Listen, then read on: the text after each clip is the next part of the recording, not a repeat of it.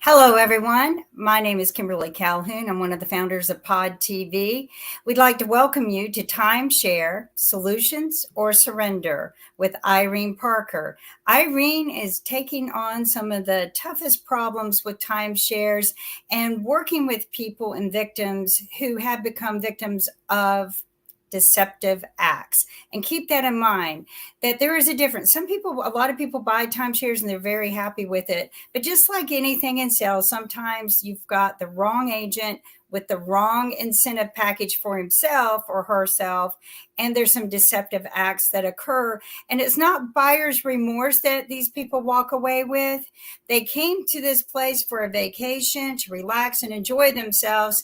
And when they walk away, they realize they're in a horror story. So here's Irene. I want to welcome Irene and introduce her. She's been doing some fabulous work, and we've actually found and have seen some solutions come out of this. Hi, Irene. Hi, good morning, good afternoon. It's been an interesting journey with, I believe this is our 1, 2, 3, 4, 5, 6 broadcast, and I've over the years gotten to know many former sales agents, managers, even a couple of former executives, and some current salespeople that are as alarmed as we are about practices, and they're certainly not all disgruntled employees. So I follow lawsuits pretty carefully, and I had read a lawsuit where a former diamond sales agent, Michelle Jabbour, had sued diamond resorts. And what intrigued me was there was an in-house manager named in her lawsuit that I had heard 5 complaints, fairly recent to when I read her lawsuit. And one of the complaints we hear over and over again is either a threat that if you don't upgrade, your maintenance fees are going to skyrocket, either because you're in the wrong program and they're going to have hurricanes, either in Hawaii if you're in the US, or in the US if you're in Hawaii, and they switch you back and forth. And the other is being able to offset your maintenance fees. One of the biggest complaints is saying you can rent to offset your maintenance fees, and that's very difficult. So the in-house manager, he worked with a lady in Virginia. She has, in her criminal past, has been arrested and pled guilty to forgery that was later amended to identity theft. And this couple were sold on a program to relieve themselves of maintenance fees. And we've talked about the recorded closing used as an entrapment. So you're coached on what to say or what not to say. In their case, they said, well, why isn't everybody signed? Don't say anything, because if you do, then everybody will want to get in on this. And so what they did, it was 2 couples that bought from the same sales agent, and they bring in this manager where they're supposed to practice. And they said, tell them you want more family time, you want to go more destinations. Do not say that you're buying these to pay maintenance fees. So just to be funny, one of the husbands, when the manager said, so why are you buying this? He said, so we can use points to pay maintenance fees. And the manager just put his head in his hands and shook, and just everybody laughed. And then she said they all recited like puppets what they were supposed to say. So the 3 things we're going to really focus on with Michelle today are also blaming the prior salesperson on why there's a terrible mistake that needs to be fixed. So she's going to explain the difference between the frontline people with the initial sale and then the in-house salespeople that are going to try to upsell you within 90 days during your orientation. The other, we're going to go a little bit more into the ping pong, I call it, switch between collections. So Diamond Resorts sells their points in collections. The Hawaii collection, the US collection, the Cabo collection, and so we have 3 examples, including Mark from Minnesota, that will be with us today to share his experience about being switched back and forth for reasons that don't exist. And then the last is the scare tactics. We've had quite a few complaints of people saying if you don't upgrade to Hilton HGV Max for Diamond members and probably Blue Green members again, your maintenance fees are going to skyrocket and you'll have fewer and fewer properties, which is exactly opposite what Hilton's CEO said in press releases. So let's go ahead and bring Michelle on, and she'll tell us a little bit more about her background.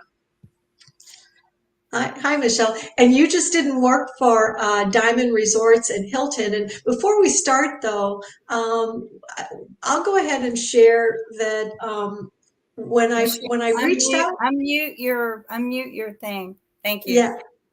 Okay, so when I first reach out to Michelle, they don't fire you when they want to get rid of you. They starve you out. They give you bad ups. A single male that's probably not going to buy a timeshare. Michelle was living in her car with her dog. Wow. And Hilton wanted her to go through training.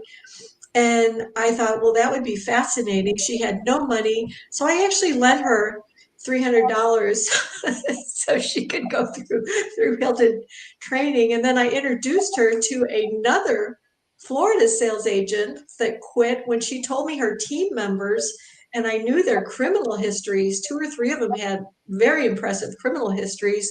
Both have an autistic son, and I was just heartbroken. So Michelle, in addition to what was your first job as a timeshare salesperson, and where did you go? Just take us a little bit through the journey.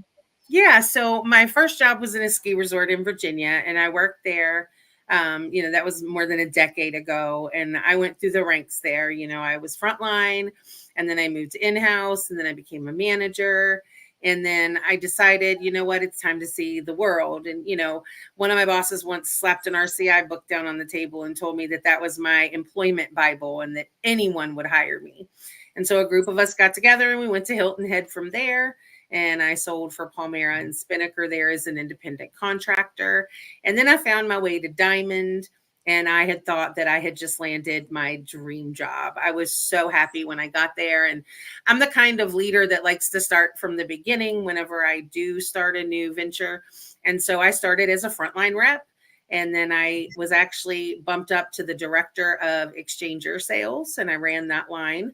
And then I became a frontline manager. And then there just came a point in my career where I had noticed extracurricular activities amongst team members were affecting my income. And so I decided to go to in-house. And when I had requested to go to in-house, I had no idea what was in store. After all of that, I ended up, going to Blue Green, trying out Wyndham, and I noticed a pattern, and I just realized, and then Hilton Grand Vacations, and I just realized I can't do this anymore. It's dirty. Well, and so what's interesting. Oh, and I work for Irene, who runs the travel memberships and vacation clubs, and I found issues there, and so it just became a really bad situation for me to think that I could go back. Well, what's interesting is the in-house manager and the lady with the background in forgery, they both left and went to Blue Green. Mm-hmm. And then Hilton bought Blue Green. So now all back together now. They're all working for the same company again. It's just remarkable. And when did you first I know you mentioned you watched our prior broadcast with Frank that was sold on a cruise, Hmm. Yeah, and I was part of yeah, that elite travel sales team that gets to go on those different adventures. I've done NFL football games, luxury destination cruises, just all over the United States, the Caribbean. And it was during one of those cruises that I really realized how bad it was. And that was really the beginning of the downhill spiral for me and opening up my eyes as to what was going on. There was you and I both know this QA director on the cruise that had told us, our script, what we got to say. I don't care what you say to them, get it around us, go make some sales. And I thought, really? That's supposed to be the contract department. And I was just blown. And so from there on, it just became the nightmare of my life. and what else did you notice on the cruise that the So when problems? you're in international waters, you're saying pretty much anything. It was the same director, it was that same travel team. And, people are getting pitched on equity and maintenance fees and, pour your retirement into this because you can pull it out later at, much more of a value and this, that, and the third. But when you get back, who do you complain to? There's no attorney general in the middle of the Caribbean. So what I realized was these people would have to really go through some red tape to try to find out where that sales staff is based out of. And it's based out of all over the place. Like we had people from Branson, we had people from Virginia Beach, like all on this cruise. And so, people would have to, really go through hoops to find the attorney general to be able to complain to. And, that was a big problem for me as well. Now in Virginia, you reached out to the Virginia Attorney General, Several but times. we have had, and I remember that they called you a treasure trove, but as far as I know, the Virginia Attorney General has taken no action against any timeshare developer. From what I was told, it got pretty, it got, the heat was turned up on that location in Virginia Beach. And so people were put out on administrative leave and allowed the time to make the jump across the bridge to Williamsburg to other companies like HIVC, Blue Green, and whatnot. And then other folks, went their own way. So they were given time. It was cleaned up a little bit. There was changes, but then cycles in this purchase of Diamond and now Blue Green. And again, like I said, the gang is all back together.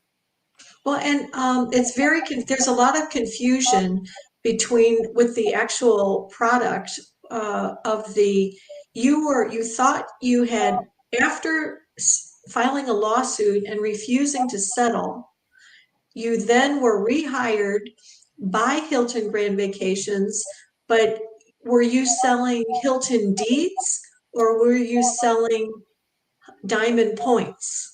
Yeah, my attorney had advised me that he thought that that was a case of the right hand not quite knowing what the left hand had done. And so, I figured I would maximize on the opportunity, being that I was blackballed from everywhere else. And so when I got there, they were still selling the US Trust collection from Diamond on the front line.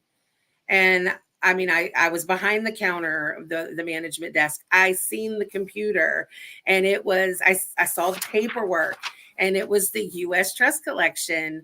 And I thought to myself, I thought I was working for Hilton Grand Vacations, but they are now on their frontline product. That is the purchase that you actually make to get into Max is a US Trust collection diamond product. And I thought, sheesh. And how long did you work for Diamond and how long for Hilton?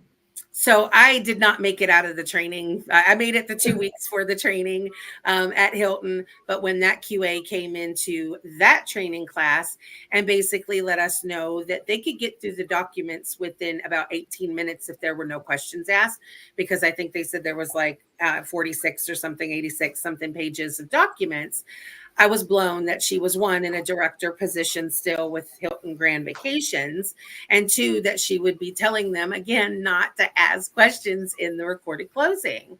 And so that's when I had reached out to Irene and I was like, I can't go back. And so, Diamond, I was there for a few years. Like I said, I thought that that was my dream job. I thought I had hit the jackpot, and I was seriously mistaken. I'm curious, when you're saying that they're actually selling under of a different LLC, basically, or a different corporation or a different brand, are they labeled and everything's front and center? Oh, here's Hilton. This is Hilton. This is Hilton. So But when I went in there, it was in the very beginning of their purchase. Like, they had just acquired it. So they were still trying to figure out the Max thing. It hadn't been quite released yet. I think I was there in September and they were making it ready in October. If you recall, Irene, it wasn't released until like that October. So in the beginning of that acquisition is when they started selling the Diamond US Trust Collection. At that time, all of the paperwork was still Diamond. Well, and we received a number of complaints back then about, and one sales agent used the public offering statement and read that when the trust dissolves, there will be a distribution. And so people were buying, basing their decision on they were going to get some kind of buyout offer once the transaction had been completed. And I mentioned a Navy veteran that had fallen for that, and she was able to rescind the contract. But why don't we go ahead and bring Mark onto the stage, and because he's experienced some of these, and we've been in discussion with both. There's Mark, and Mark's wife Lori is working today, or she would have joined us.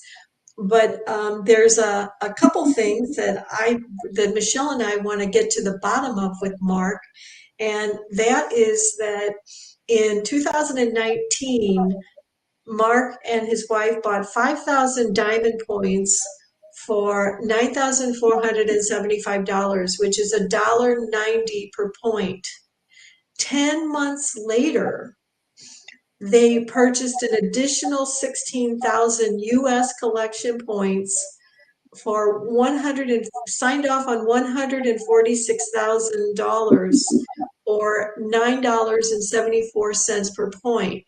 The analogy I use is if you want to go look for a new Toyota Camry and you go to a dealer and they say, oh, here's a new Camry, it's $146,000, you would know that that's not right.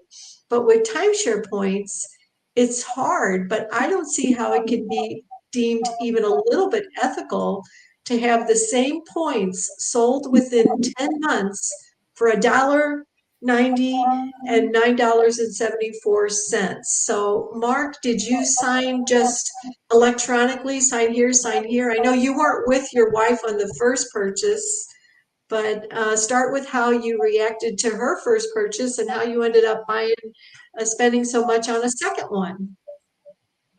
Initially, I couldn't even understand how she could purchase that without me. And she happened to have my handicapped daughter with her, and I believe my daughter went to the meeting with her. And I don't know if there was any signing or initialing by my daughter in the purchase, but or if they just required two people to be in the meeting, whatever it was. But I'm not sure how she signed that initial contract with him for the 5,000 points. But Michelle, would that be allowed? That would be allowed, correct? Yeah, so they just wouldn't be able to put Mark's name on it because he wasn't there to sign it. Like, that would be another upgrade in the future, I predict. Any changes that you want to make in the sales department typically require an upgrade.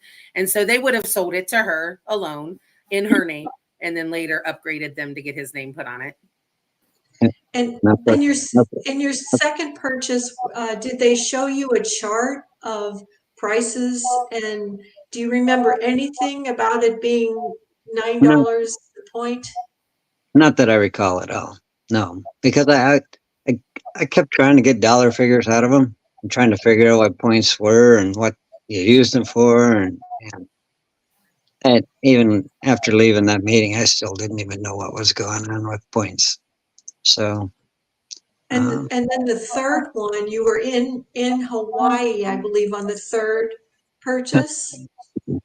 yeah, that's when we met Mr. M, and where he went through I bet the first 20 minutes, a half hour of the meeting, it was just talking about our families and kids and all that kind of. He was just trying to figure out what my deal was, and then he figured out that I was a wrestling official and I traveled quite a bit, and and we got into discussing why we should. It led into why we should be upgrading to the Hawaii package. So, And what was the reason to be in the Hawaii package? oh, because the islands, the Caribbean islands, and the U.S. collection had just suffered a hurricane, and supposedly all the hotels were underinsured, and that the maintenance fees and what we owned were going to skyrocket. And Well, yeah, and a little later in the broadcast, Kim is going to play us a clip of his name is Roy Simmons. They did a YouTube, which is still available. It's had almost 14,000 views, where he was in Florida and they told him he needed to switch from Hawaii to the US because if there's a hurricane in Hawaii, there are fewer resorts to absorb the cost. So I call it the ping pong upsell. And in addition to this, when you told me the name of your sales agent, that name rang a bell, and I recalled from 2019, this family purchased 8,500 points for 39,000 from the same agent. He said Hawaii points were a better investment than their 10-year points, and that Hawaii properties steadily gain value because of limited space for new development and because Asian tourists are buying properties. He also said that maintenance fees and assessment fees were going to go up significantly for U.S. collection points due to recent hurricanes. The truth is, maintenance fees are somewhat higher for Hawaii points, I believe, than they are. And Michelle, did you have people switch it back and forth? So, anytime that you got an owner look up and they owned in the Hawaii collection and you're selling in the United States, that would be what management would direct the sales staff to use as their angle. And it's a fear of loss pitch. You're going to have more fees. You're going to have this. Every bit of that is speculation. And in real estate, typically speculation is not allowed. The only reason that someone should change their collection to a Hawaii collection property is if and only if they are pretty much only going to Hawaii every year, and that's where they need their priority. There's a certain level of priority that you get by owning in that collection to book vacations before people who don't. And so that's the only reason one ever needs to upgrade into or change over to the Hawaii collection. We actually had an agent in Virginia that was showing pictures of decaying Hawaii air conditions as a reason that they had to switch back to the U.S. collection. And so Mark, and that's the other one is, it's that, like you said, ping pong. You get somebody in the U.S., it's like, oh, well, you should have this because it's more valuable. It's going to get you further owning those properties. And then after signing for the $146,000, that was in the end of October of 2020. So it was a little over a year in January of 22 that you bought the Hawaii points you signed off on an additional $53,000. And then what you were told in Branson at your fourth purchase was that you should have that you had to convert to Hilton Grand Vacations, but I believe by 2022, the end of January 2022, if they bought then, that should have made them HGV Max. And I've heard complaints of people being told that, oh, they thought they upgraded to HGV Max, but then at the next presentation said, no, you didn't. So did you experience that, Michelle? So again, like I didn't make it out of the training class, but I did walk through in-house and I heard some of the pitches while I was there in training. And I heard similar things where they were telling people, oh, you're not going to be in Max because of what you own. You bought the wrong thing. You need Max. And, I at that point, in my personal opinion, I think it was too early to be selling anybody Max because no one knew much about it at that point. But they were pre-selling Max. And so, people bought into Max and they were not able to really even see what they were going to be able to do. And their rescission period has long since passed. And now is the aftermath of all the folks that bought into Max and are unhappy. So I think that was the wrong move. Well, and I see that we have a caller that from Destination Timeshare that says the whole angle of FUD, that's the first acronym I've heard, fear, uncertainty, and doubt seems to have. Now, I spent 30 years in sales, Yep. and you do want to disturb someone to sell them something. So I would disturb them as a stockbroker and a financial planner that they didn't have enough money to live when they retired. But I've mentioned on earlier shows Doug Shadell's book, Outsmarting the Scam Artist, where no one is smart enough to outsmart a scam artist. He calls it 90% ether and 10% logic and reasoning. So fear, uncertainty, and doubt, is that's the key with the upsell, blaming it on the first sales agent, I believe. Now, Mark, when did you first decide that this wasn't working? Were you unable to make payments? Were you not being able to book? How long ago did you stop making payments and why? I don't believe I remember the initial when my wife quit making payments. It's probably I would guess it has to be close to a year ago. But I think my first pushback on it was when I saw the maintenance fees. I go, we can't be paying $5,000-6,000 in maintenance fees and per year, and it like tripled from the year before.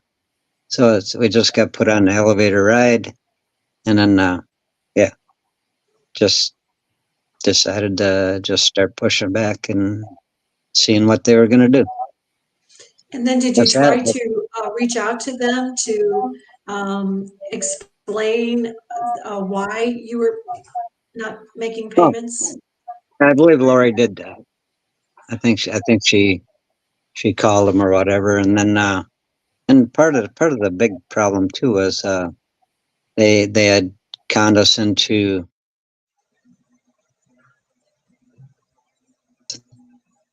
and that got out of hand too. That just didn't make it economically feasible to keep everything. Whatever we had. I didn't hear your last sentence. They what? It didn't make it economically feasible to be paying Hilton the payment, doing the maintenance fees, and you had American Express on top of that, and just looking at it, going like, we really don't have anything. What do we own? Well, especially since you're so overpaid on the points. I've once in a great while I'll hear someone that paid $9 for points, but typically it's $4, $3 to $5 per point. So they basically put you in an impossible situation. And then as Michelle said, the credit cards are so much more difficult to deal with than Diamond Resorts. So do you know, I have any idea what effect has it been on your credit score? Um, Obviously the credit score's gone down, and it's been impacted because I get little notes sent to me, texted to me, or email or whatever that saying my credit score's changed. And I'm the kind of guy that go, yeah, I know it's probably changed. I don't need to look at it. It's not affecting me right now, but you retire and you don't have to go borrow money, but it does affect on how much you pay for car insurance, homeowners insurance, all of that. Your credit report falls into that stuff. So, um, I know it is what it is, just kind of start trying to deal with it. And I would assume that your whole life you maintained a good credit score. Oh, absolutely. Lori's credit score was practically perfect. She pays all her bills online, so on and so forth. Mine probably had a little bump here and there, but we were still. I was floating at 700, and she was well over 700. So, yeah. No, I'm suppose it's probably under 6, but whatever. And I've Just noticed a difference. What's new with Hilton is we're seeing more purchases that are charged 100% to American Express card. And when defaulting on a timeshare loan isn't pretty, but a credit card company is extremely aggressive. And so you did dispute the American Express charges, yeah, right? yeah, 3 times. I think she disputed them. She's on the third time now, or thing. But actually, probably I think it was about 60 days ago. She received a subpoena to go to court for the $30,000 or whatever this owed to American Express. So this was American Express. How long? Yeah. So what is the time span from the time you purchased to when you actually filed your dispute? Oh, Dispute. it was quite a while, I think. I can't. Was it a year? Was it months? Mm, it was probably close to a year, I would guess. Okay. Well, one And thing we did, go ahead. they send you a settlement thing or whatever, and I didn't look at the numbers because she does all the bookkeeping or whatever, but they send us an offer for settlement or whatever, and it's like, well, is that offer for what we initially owed you, or is that an offer for just deferring the penalties and all the added bull crap they probably put on it? I Who have a knows? question to ask you. How long did they vet you out to qualify you for a $30,000 new American Express credit card and to charge it $30,000? Oh, How long was the vet process? in the meeting? Yeah, Was no, it just one? no, not the meeting, not the pitch. When Oh, they came to you and said, "Okay, we're going to open up an American Express card," how long did it oh, take for them to approve you for the American Express card? oh, it had to been less than 15 minutes. Okay. For He was called. $30,000, you knew that they were going to charge $30,000 on there, or you didn't know that? Oh, I had no idea. He was just going to go back and check for financing, and he comes back Right. with this credit card thing, and it's like I'm thinking, no, why doesn't Diamond just finance it? Why wouldn't they want that 20% interest? It just kind of makes you wonder what. So And you had, I wasn't. I get it because you didn't know, right? Yeah. Yeah. Well, they actually. How can you come back and open a card for her for $35,000 and then a card for me for $3,500 or whatever? So you're talking damn near $40,000. And yeah, it's just that right then the stop sign should have come out and said no. Well, because there's some qualifying factors that need to go in for that kind of charge. I mean, and I get it because the same thing happened with me. But how do they did So it in 15 minutes though, right? we're both retired, so we don't have a job. You don't have an income, do you? Yeah. No. Just So how come? So this is something I spoke with an attorney about, Irene, that if you don't have a job to qualify, I mean, and you don't have an income, a justifiable income, to get a credit check for like this is ridiculous. I mean, spoke with someone about this.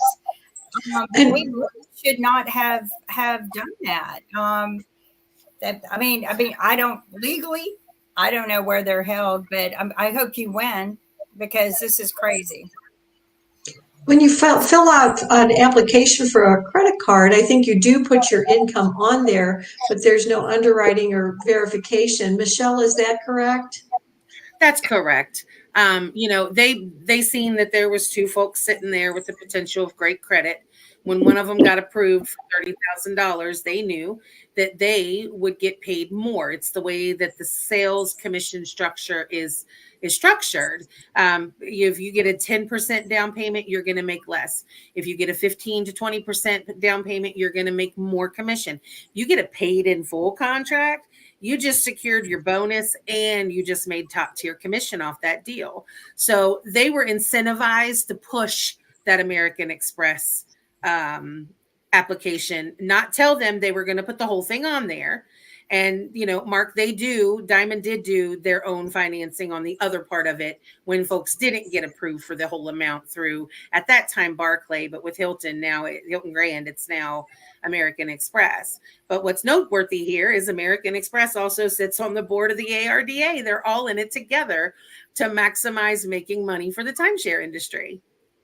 I want to ask you, does the salesperson or whoever did the credit card processing at the sale, do they get a percentage of the credit card? No, they get more commission off the sale. Now, I don't know if the actual developer probably has a deal with American Express or, the credit card company. That's way out of my pay grade at that time, but sales got more money. So there was incentivization. Well, when you want to follow the trail of corruption to where it sits, you have to follow the whole trail of the money. And I would like to know, but maybe that's something we can investigate, is if the salespeople or the contractor are getting a kickback from the credit card companies that they're using, because that's a huge part of this whole thing right there. Because I've noted, but what I have noticed is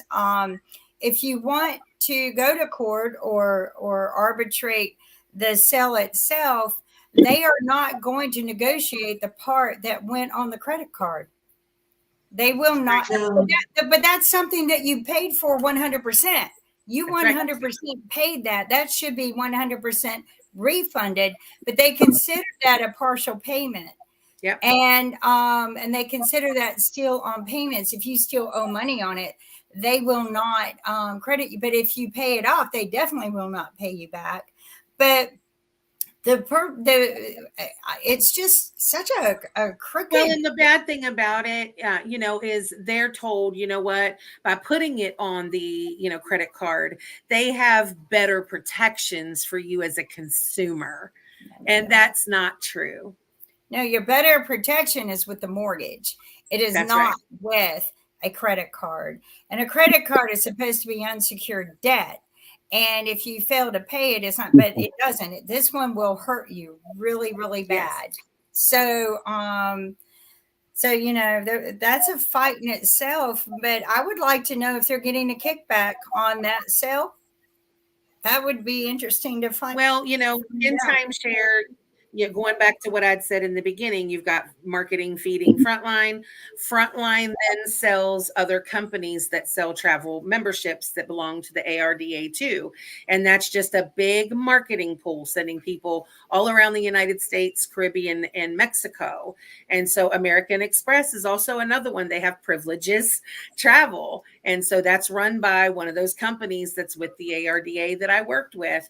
And it's all for marketing. And so they might not get a kickback, but they're all sending people and driving income in that feeder system that is the ARDA. I've learned too is the points that you get on these credit card sales through that sale are not the same kind of points to use for travel. That's right. Make you feel like it's going to be, we're going to give you 200,000 points and you can use it for all your travel.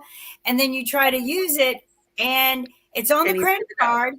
It's on the honors program, but it can't be used. It cannot be used for just any kind of travel. All right, so I want to use it with the package you sold me. Oh, no, we can't add that to the package. Right. You have to use these points for the package. So how do I use these, American Express points? Oh, you have to call this number. Well, why does the card say call this number? Oh, well, and so you spend an hour and a half, 2 hours. One, you spend an hour on the computer going, oh, I'll just book this. Nah. It says call this number. Well, did I do something wrong? I'll do it again. Nah. So, but what I'm finding out is the points, that especially bonus points or something like that, you can't use them with your package you bought. But it's also not a credit card point. It's not, they're not the same. And that's really wrong because there's really no way to use them. Absolutely no way to use them. I tried, not that I'm going to, but I just wanted to see how far it would go. And I got nothing but the runaround. And it's 200. Well, it was supposed to be 200,000, but I guess they might have charged me a processing fee. I don't know. It was 156,000. It was supposed to be 200,000.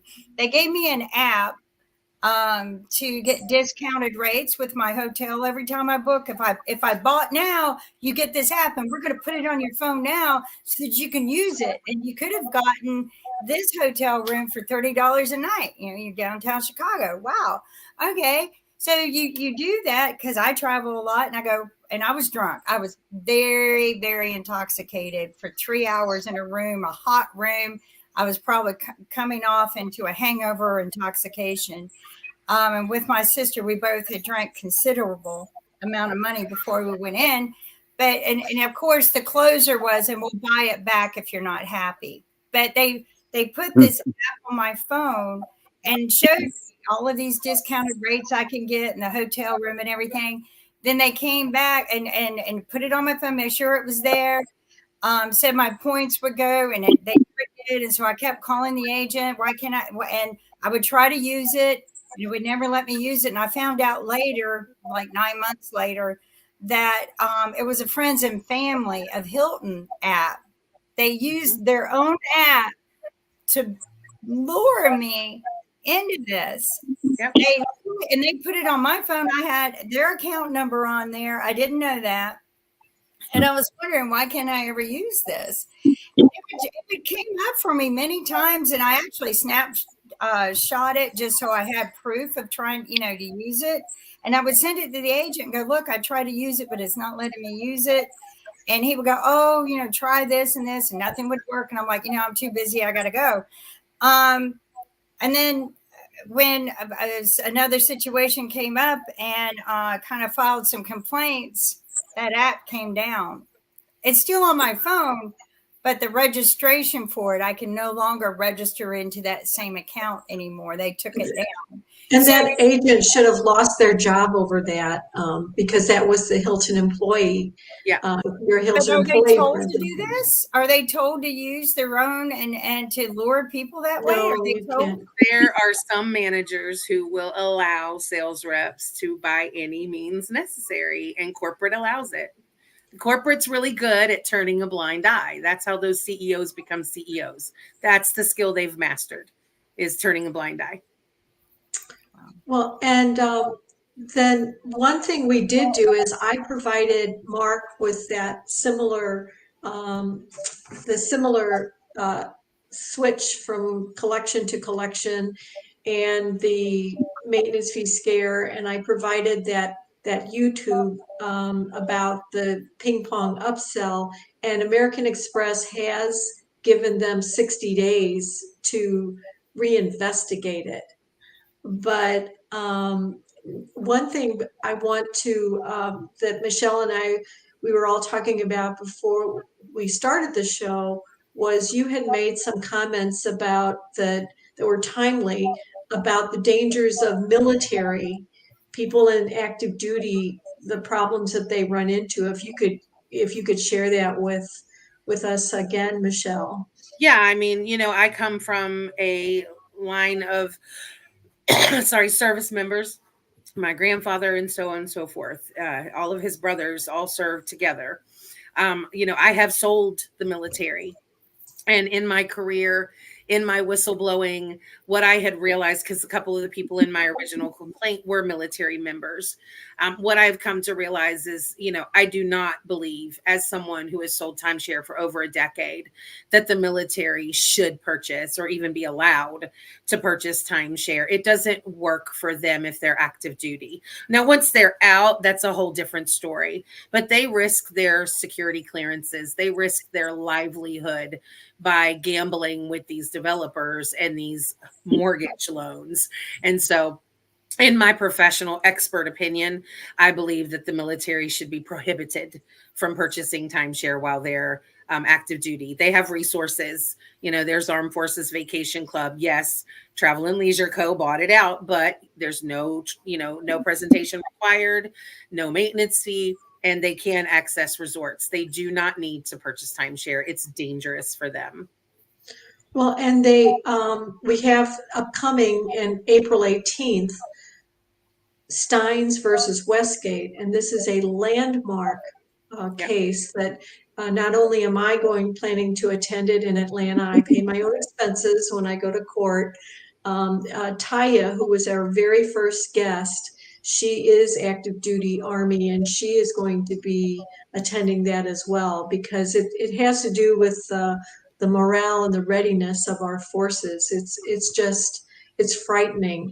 But Kim, were you able to arrange that we could see a real live example of the ping pong upsell? I had a little bit of technical difficulties. One of my computers kind of crashed on me, but I can work on that. Yeah, next time we'll show that, because it was pretty interesting. Yeah. So now, and I just keep going back to the difference between $1.90 and $9.74. So I believe, and you were disputing the last two purchases, and that was the second purchase of four purchases. So it was kind of like an afterthought. And then when I looked at the numbers, my eyes just bulged out. So I'm thinking, if you go back to American Express and we give them this outline, Michelle, how can they possibly justify selling somebody within 10 months the same exact points for $190 for $974? I still can't comprehend how the corporation could even allow that. Now, what's the difference again? And I completely agree with you. Yeah, $1.90 per point, compared to 10 months later, they bought the exact same points for $9.74 per point, which was that's inflation, isn't it?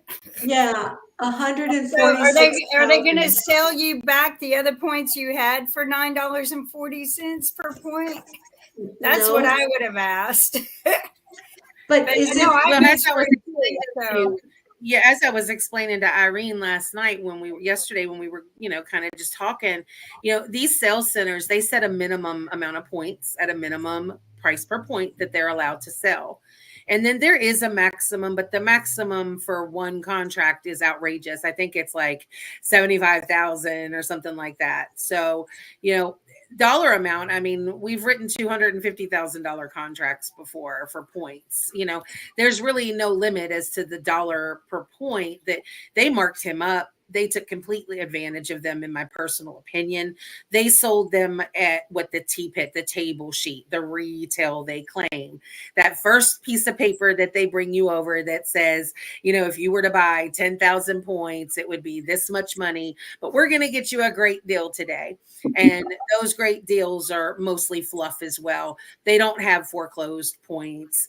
They don't have things like that. They have an inventory manager. No, it's a sales manager. and he knows exactly, or she knows exactly what she can and can't sell in the corporate guidelines. And so corporate allowed that. It wasn't just the sales staff. And that's what I would like people to understand is these folks ride on brand names and build that trust factor from the Hilton Hospitality Group or Wyndham. And, it's wrong that they rely on those name branded hospitality companies to build trust and then go in and do something like that to these people. And Well, they took him for a ride. I want to know, I mean, using somebody's name like that, if Hilton didn't know, that's a huge lawsuit against those people because, I work with copyrights and things like that. We can't just go around going the Super Bowl. I can't really use that word. I can't say that word, right? But I can say the Super Football Bowl, right? But Yep. they use Hilton, they use Wyndham, they even go, oh, the owner, They're in that portfolio bought this many properties. Yep. Yeah, I heard of Hilton, but they're talking about Hilton. Yep. They didn't talk about the company that sold the product, right? Right. So could a person hold Hilton accountable for this? Well, you use the word lawsuit, and lawsuit doesn't apply because people agree to arbitration, which is the main topic of the Steins versus Westgate oral arguments, that a timeshare mortgage is the same as a residential mortgage. A timeshare stay is the same as a residential stay, which they lost in the lower court. And not only do they slip in arbitration, you have an opt-out. You can opt out of arbitration within 30 days of signing the contract. No one does. That opt out is in there to be a sweetener so they can tell the judge, oh, they could have opted out. They do the same thing to employees. You tried to sue them, Michelle, right? And then you went to arbitration. What was your arbitration experience like? So in my lawsuit, you will notice that Hilton Grand Vacation brung in their own Hilton lawyers, even though it was a diamond claim. And then they compelled me to arbitration because I had signed an arbitration agreement that I was unaware I signed. They held a meeting that morning. I was management in that meeting. They had management focused on handing out, these documents to all of the employees and staff. We were told just to sign it. It was just normal stuff, HR stuff. We gave it a look through. They had they were talking about stuff, but never once did they say we were going to lose rights if we didn't opt out on that agreement. And so I had witnesses who said they didn't know or understand what they were signing. And that's another problem with timeshare. You're signing a legal contract unrepresented. That quality assurance agent, that company is not there to protect the consumer. Before you sign that contract, I honestly feel, being that, they are for mortgage amounts of money, an attorney should be present and advising that client, just as they would be in a mortgage closer or something that's there to legalize that contract. And consumers are completely unrepresented. So same with employees. We didn't know we signed it at that time. Now they slip it in the very beginning of your hire paperwork, which Hilton Grand Vacations tried to tell me they didn't have one. I'm not sure if that was true or not, because I emailed about 3 times about that before I left, because I wanted to know if this got ugly, what my rights were going to be. They told me they didn't have one. I'm not sure if that was true. Diamond did. And then with the consumers, basically it's something that is completely skimmed over in those closing documents, and they're not ever told by signing and not opting out of that they will too lose rights. And you do lose rights as an employee as well as a consumer.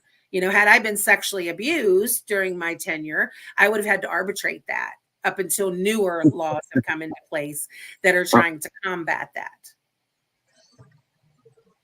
And Mark, where do things stand now? Are you still getting calls from, you said are you getting calls from American Express and from Diamond Resorts or Hilton, or just American Express? No, as far as I know, just American Express. And I think, Lori's card, her charges or whatever, or one charge, because both cards that we got from American Express were only used one time, and that was with them. So it wasn't that we went and purchased anything or gas or anything or used it as a credit card on any basis. And it's just, and right now mine is like $3,600, and they're trying to set up a payment thing right now. I've gotten like 3 deadlines, and I'm kind of like ignored it and just waiting for me to decide whether I want to try to fix my credit rating and just pay it off, or and I'm thinking the whole time, it's like, okay, if I pay it off, then they're gonna go, oh, your husband paid his off, and how come you're not paying yours off? It's just like, so I might as well just stay in a penalty box for a little while, I guess. Well, and a lot of I, times you can negotiate an amount, Yeah. that they will accept. So that, if that, that's what you're trying to do. I haven't made an offer back yet, but haven't answered a In call. his situation, you would think that he wouldn't have to negotiate an amount. You would think that they would revise or rescind those contracts for him, being that he was misrepresented by sales staff. It's just wrong that there's no regulation or protection for consumers getting involved with these developers. They are rogue, they are wild and out, and they do whatever they need to do to get money. That sales staff seen money when they ran his credit, and they took full advantage. Let me tell you something else in the lending industry and in the mortgage industry. Timeshares are exempt from all laws, all of them. Timeshares are exempted. Yep. My sister had to take a course. She's been in lending in the mortgage industry for about 30 years. And she ended up she lost her job last year, had to go take some real estate course. And she goes, oh my goodness, you won't believe this, but every law is, okay, you have to do this, this, and this, but timeshares are exempt. You have to do, and she was more attuned to it because of what happened to us.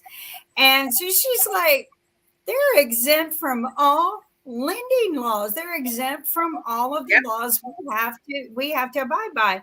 But everybody is exempt. Something I learned very young in life by attorneys when a company tried to screw me when they laid us off. And they try to make you sign these papers, and their thing is we're not going to pay you until you sign that you're not going to sue us. And I'm like, nah, not going to sign it. That's right. One paycheck ain't going to kill me, right? You just took away my career, so one paycheck ain't going to kill me. They, a lot of people signed it out of fear because they had to have that one paycheck.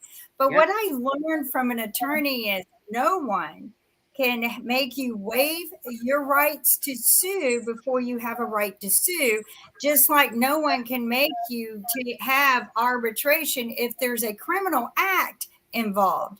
So if you can find that they're criminally doing things, or if there's a criminal situation going on, the arbitration isn't going to hold up. So that was my complaint.